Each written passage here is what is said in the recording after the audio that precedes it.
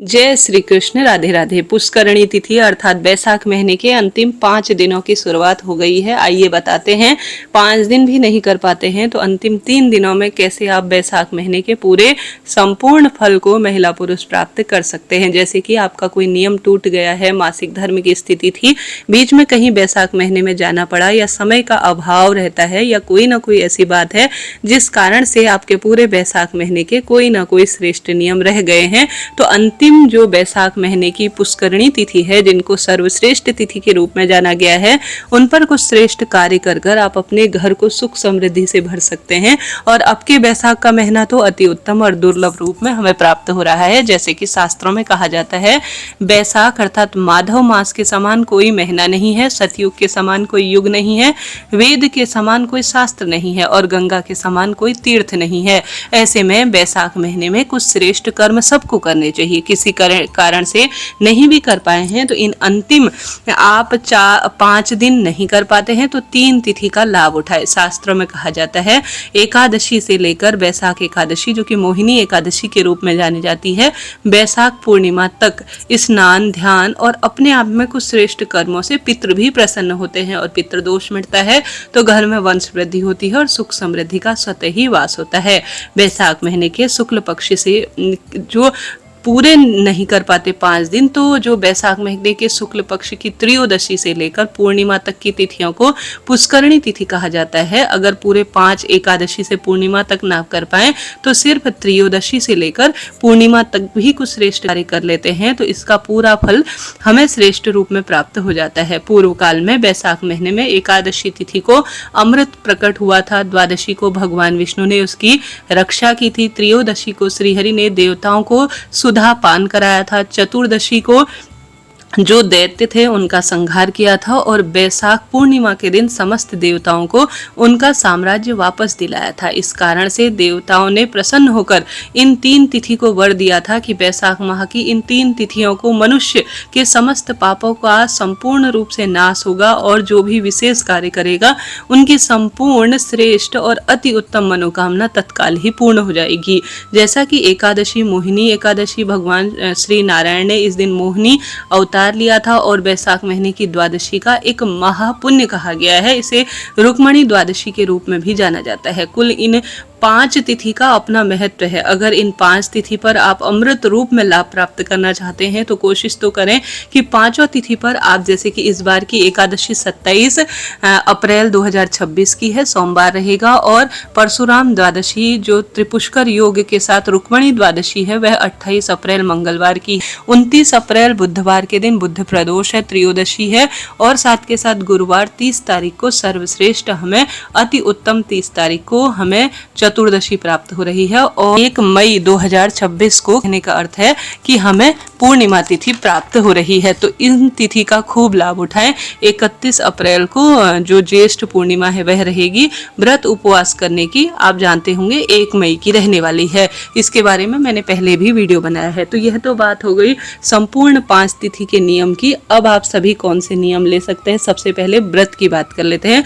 कोशिश करें कि पूरे 5 दिनों का शाम को सूर्य अस्त होने के बाद आप भोजन कर सकते हैं। पूरे दिन आप जो बिना आहार के एक मुक्त भोजन, अर्थात जब शाम को सूर्य अस्त हो जाए उसके बाद संभव हो तो पूरे महीने नहीं कर पाते तो इन अंतिम 5 दिनों का आप व्रत करें। शाम को आप भोजन कर सकते हैं, परंतु आपसे व्रत नहीं हो पाता है पूरे 5 दिन का। इनमें सबसे श्रेष्ठ है, देखिए, एकादशी हो जाएगी, महाद्वादशी आ जाएगी, त्रयोदशी, चतुर्दशी, पूर्णिमा। 5 दिनों का व्रत हो जाए, शाम को भोजन कर सकते हैं एक मुक्त, तो कोई दिक्कत की बात नहीं है। पूरे 5 दिन नहीं व्रत कर पाते हैं तो सरल नियम लीजिए। सूर्य उदय से पहले उठें, संभव हो ब्रह्म मुहूर्त में उठें। ओम नमो भगवते वासुदेवाय, या आप सभी श्री कृष्ण गोविंद हरे मुरारी हे नाथ नारायण वासुदेवाय। इन 5 दिनों में 5 दिन नहीं कर पाते तो त्रयोदशी, चतुर्दशी और पूर्णिमा 3 दिन नियम ले लीजिए, परंतु नियम मेरे कहने पर लीजिएगा जरूर। पूरे बैसाख महीने का फल मिलेगा। काला तिल डालकर स्नान करें नहाने के पानी में, या थोड़ा गंगा जल डालें, या आपके पास सफेद तिल हो तो उसका प्रयोग करें। ठीक है, इससे आपके रोग दोष कष्ट संकट पीड़ा से मुक्ति मिलेगी। अब इन अंतिम 5 दिनों में आप तुलसी में विशेष कच्चा दूध, एकादशी को छोड़कर रोज आपको तुलसी में थोड़ा सा हल्दी, जो कि रोग नाशक होती है और मनोकामना पूर्ति में सहायक है, कच्चा दूध और जल तुलसी में जरूर चढ़ाएं। साथ के साथ तुलसी पूजा तो इस तरह करनी है। इसके साथ साथ बड़ा, आंवला, पीपल, बेलपत्र, इन वृक्षों को सींचने का बहुत महत्व है इस महीने। कोशिश करें अगर इन वृक्षों में भी कच्चा दूध या जल समर्पित करते हैं तो इससे पेड़ पौधे पोषित होते हैं और वह आपको, क्योंकि पितृतुल्य और देवतुल्य है यह वृक्ष, आपको खूब खूब आशीर्वाद देते हैं। ये 2 काम करने हैं ब्रह्म मुहूर्त में।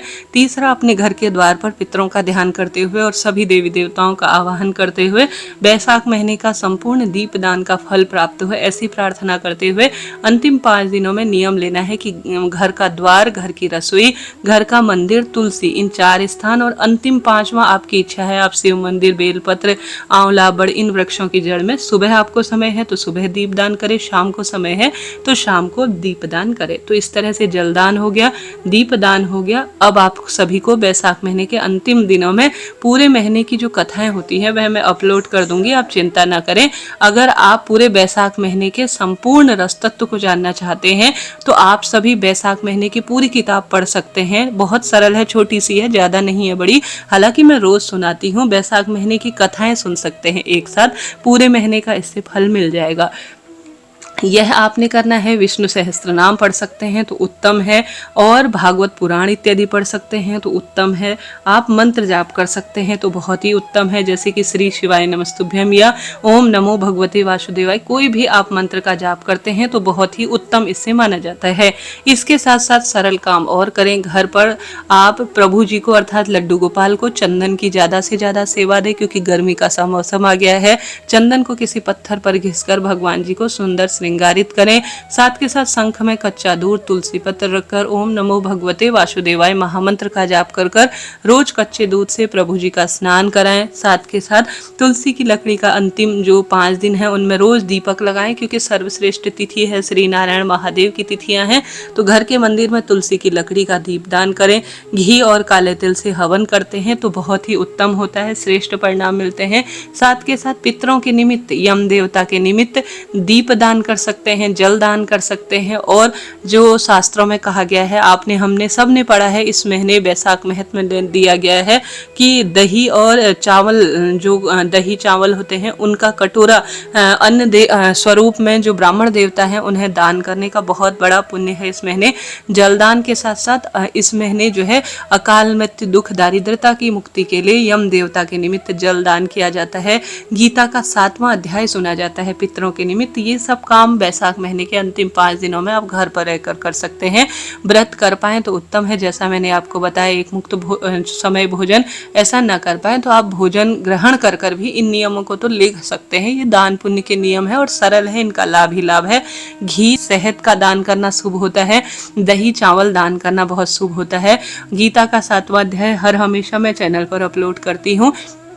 एक जल के लोटे में काला तिल और जौ, कुशा, गंगा जल, तुलसी का पत्ता, इनमें से दूध इत्यादि 1-2 चीज मिल जाए तो यम देवता का ध्यान, ओम यम यमाय नमः कहते हुए दक्षिण दिशा की ओर मुख करते हुए पितरों का जो है ध्यान करते हुए जलदान आप कर दीजिएगा। इस तरह से आपको इन अंतिम 5 दिनों में नियम लेना है। जो आपसे बन पड़े ना, ये महीना जितना कार्तिक का महीना, माघ का महीना फल देता है, ठीक उसी तरह से उससे भी अधिक बैसाख महीने के महत्व का वर्णन मिलता है। आपके कोई नियम छूट गए हैं तो इन नियमों को कम से कम लीजिए। साथ के साथ सूर्य भगवान की स्तुति करना, नाम जाप की महत्वता ज्यादा से ज्यादा करें, प्रभु जी का ध्यान करें, झूठ छल कपट से दूर रहें और घर के बाहर कोशिश करें।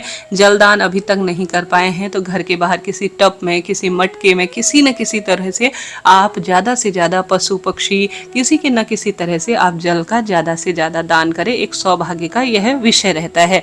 तो इस तरह से आप जो है कोशिश करें, प्रभु जी का नाम जाप करें और तामसिक चीजों का, प्याज लहसुन इत्यादि का परित्याग करें। ज्यादा कुछ नहीं कर सकते तो इन 5 दिनों का सरल इस तरह से, जैसे चींटी, चिड़िया, मछलियां इत्यादि को दाना, गौ माता की विशेष सेवा, गौशाला में दान पुण्य, और अंतिम पूर्णमासी के दिन अर्थात 1 मई 2026 को पूर्णमासी के दिन आप ब्राह्मण भोज घर पर एक ब्राह्मण देवता को अन्न, वस्त्र, जल इत्यादि के साथ दही और चावल की कटोरी, दही चावल बनाकर आप उन्हें तृप्त करते हैं। तो ये तो पूरे बैसाख महीने का संपूर्ण फल प्रदान करने वाला होता है। तो खूब सुंदर पूजा पाठ करें, महादेव की भक्ति इसमें सम्मिलित करें, क्योंकि सर्वश्रेष्ठ त्रयोदशी है, चतुर्दशी है, ये 2 तिथि महादेव को समर्पित है, अमावस पितरों को समर्पित है, एकादशी द्वादशी श्री नारायण को सम्मिलित है। तो इन 5 दिनों में ना आप जो करेंगे वो पूरा साल आपको सुख प्रदान करेंगे। तो कोई ना कोई छोटे छोटे कार्य लीजिएगा और करने का आप प्रयत्न कीजिएगा। आशा है, उम्मीद है ये वीडियो आपके लिए उपयोगी रही होगी।